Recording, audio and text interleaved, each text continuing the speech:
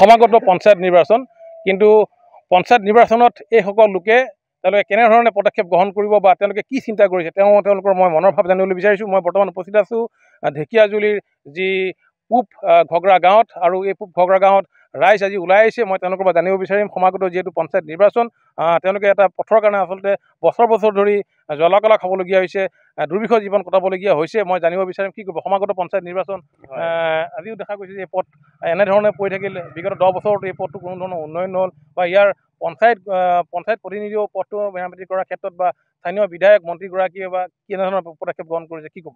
পঞ্চায়তৰ ফালৰ পৰা একো মানুহ চানুহ ইয়াত আহি খবৰো নলয় বাৰু। আচ্ছা, এতিয়া ৰাইজে আমি ভুগি আছোঁ আৰু ইয়াত ধৰক এতিয়া পঞ্চায়তৰ মানুহ এটা আহি খবৰ নলয় বা আমাৰ ইয়াত স্থানীয় মেম্বাৰ আছে তেওঁ আহি পেলাই ইয়াত খবৰ নলয়, মানে বহুত পিছ পৰি আছোঁ দাদা। তো বস্তুটো হ'ল মানে আমি খুবেই এটা বঞ্চিত খাই আছোঁ ৰাস্তাটোৰ কাৰণে। পঞ্চায়তে একো গুৰুত্ব দিয়া নাই দাদা। পঞ্চায়ত নিৰ্বাচন আহি আছে, কি চিন্তা কৰিব আপোনালোকে? হয়, এতিয়া পঞ্চায়ত নিৰ্বাচন আহি আছে, বস্তুটো হ'ল ভোটটো আমি দিবই লাগিব, কিন্তু আমাৰ কাৰণেতো মানে ৰাইজৰ কাৰণে একো কৰি নিদিয়ে পঞ্চায়তে।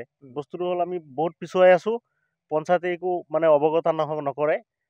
ইয়াত আপোনাৰ একো মাথাই নামাৰে ৰাস্তালৈ, মানে আমি ভুগি আছোঁ আৰু এতিয়া চৰকাৰক এইটোৱে অনুৰোধ জনাওঁ ৰাস্তাটো আমাৰ যিমান পাৰে সোনকালে কৰি দিলে ভাল হ'ল হয় আৰু। হয়, আৰু এগৰাকী লোক আছে সমাগত পঞ্চায়ত নিৰ্বাচন আহি আছে কিন্তু দেখা গৈছে যে আপোনালোকে বহুত অসুবিধাৰ সন্মুখীন হ'বলগীয়া হৈছে। বাট পথ ইয়াত বহুত বিধ্বস্ত, বিগত 10 বছৰতো ইয়াত এটা শিলগুটি পৰা নাই।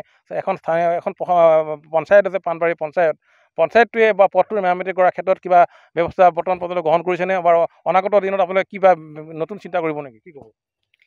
আমাৰতো যদি ৰাস্তাটো নহয় আমি নতুন চিন্তা কৰিবই লাগিব। আমাৰ যিহেতু ৰাস্তাটো নহ'লেতো আমি ধৰক পাৰ্টি বদলোৱাৰ কাৰণে বা ভোট মানে আমি বৰ্জন কৰাৰ কাৰণে আমি চেষ্টা কৰিবই লাগিব, কাৰণ আমি প্ৰত্যেক বছৰে মানে ভোট দিওঁ, আমি ভোটৰ বিনিময়ত আমি টকা পইচা নলওঁ।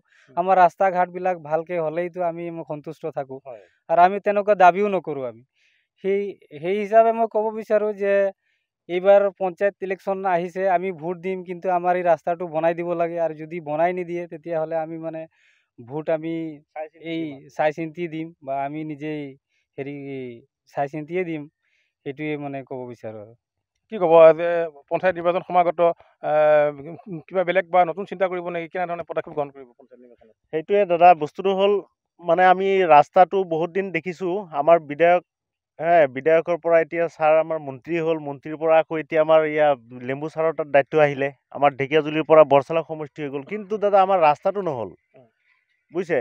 তো ৰাস্তাটোৰ কাৰণে এতিয়া আমাৰ চেঞ্জ কৰিব লগা হ'ব। এতিয়া আমাৰ ৰাইজেতো ভোট দি পেলাই আমি জিকাইছোঁ পঞ্চায়ত ইলেকশ্যনত, এতিয়া আমাৰ যদি ৰাস্তাই ঠিক নকৰে, ৰাস্তা পদূলি এইখিনিৰ কাৰণে দিয়া হয় পানী যোগান, পানীৰ ইয়াত ছিষ্টেম কৰি ৰাখিছে কিন্তু পানী নপৰে, ৰাস্তা ইয়াত আপোনাৰ এটা শিলগুটিও নিদিয়ে। তো বস্তুটো হ'ল মানে কি এতিয়া আমি চাই চিন্তি দিব লাগিব ভোটখিনি, ৰাইজ আমি একত্ৰ হৈ। পানী যোগান আঁচনি আছে, পানী যোগান আঁচনি পানী পাইছে নাই আপোনালোকে? পানী আঁচনি মানে আপোনাৰ পইণ্টবিলাক দি থোৱা আছে, কিন্তু পানী এটোপলো পৰা নাই আজি। কিমান দিন হ'ল সম্পূৰ্ণ হৈছে নে নাই আঁচনি? এইটো আপোনাৰ এবছৰ পাৰ হ'ল। আঁচনি সম্পূৰ্ণ হ'ল? হয়। সম্পূৰ্ণ হোৱাৰ পিছত আজিলৈকে পানী পৰা নাই। এইটো বস্তুটো আপোনাৰ এনে মানুহ চেক কৰিব নাহে আৰু পানী কাৰো ঘৰত ওলোৱা নাই। ইয়াত আপোনাৰ দেখি ল'ব পাৰে গাঁৱত কাৰো ঘৰত পানী ওলোৱা নাই।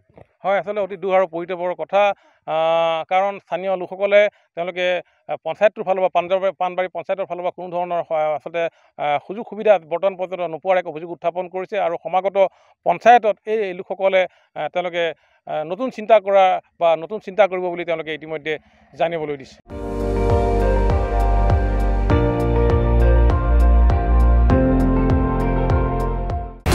আপুনি চাই আছে ND24, সৰ্বশ্ৰেষ্ঠ নহয় সৰ্বোত্তমৰ দৌৰা।